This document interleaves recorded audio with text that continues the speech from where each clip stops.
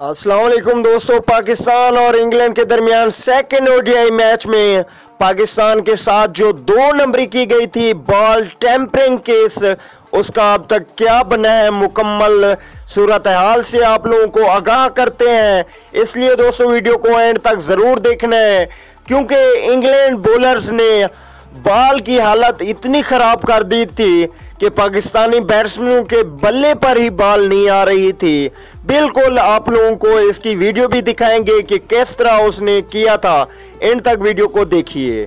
अगर आप चैनल पे फर्स्ट टाइम हैं तो बिल्कुल भी फ्री में चैनल को सब्सक्राइब करते हुए साथ में बेल के आइकन को जरूर प्रेस कर दें, ताकि मेरी हर आने वाली न्यू वीडियो की नोटिफिकेशन आपको वक्त पर मिलती रहे। सब्सक्राइब करने में कोई पैसे खर्च नहीं होते, बिल्कुल भी फ्री में चैनल को सब्सक्राइब कर लीजिए। तो दोस्तों ये सामने स्क्रीन पे आपको वो बॉल दिखाई जा रही है जिसको पाकिस्तान और इंग्लैंड के दरमियान सेकेंड ओडीआई मैच में लास्ट ओवर्स में इस्तेमाल किया गया था।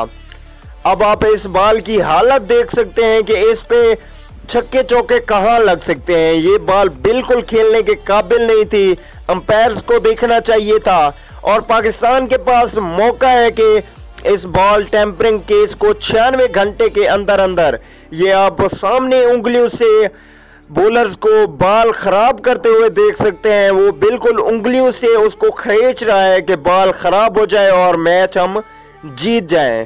तो दोस्तों सामने स्क्रीन पे आप सब कुछ वाज़े देख सकते हो कि पाकिस्तान के साथ 2 नंबरी की जा रही है।